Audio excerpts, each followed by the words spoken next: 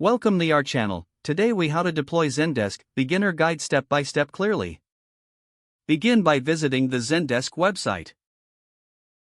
Create an account by clicking on the Start for Free button. Fill in your details in the sign up form. Choose the type of Zendesk product that suits your business needs. Click on Create Account to finalize your sign up. Once logged in, you will be directed to the Zendesk Admin Center. Familiarize yourself with the dashboard's layout and features. Start by setting up your support email address. Navigate to the Channels section in the Admin Center. Select Email and provide the email address customers will use to reach you. Next, configure your tickets by going to the Tickets settings. Decide how you want tickets to be organized and prioritized. Set up views to sort tickets based on your preferred criteria.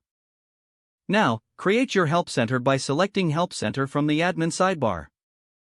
Choose a theme and customize it to reflect your brand.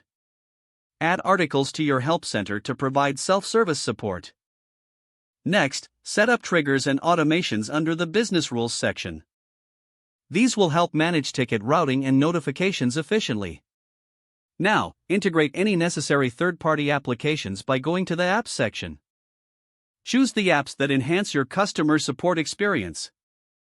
Once all settings are configured, invite your team members to join the platform.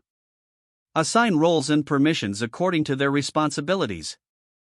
Finally, perform a test run by submitting a sample ticket. Monitor how it appears in your dashboard and ensure all settings function correctly. Once satisfied, officially launch your Zendesk support system. Continue to refine and enhance your setup as your needs evolve. If the page does not load, refresh the browser or try again in a private or incognito window.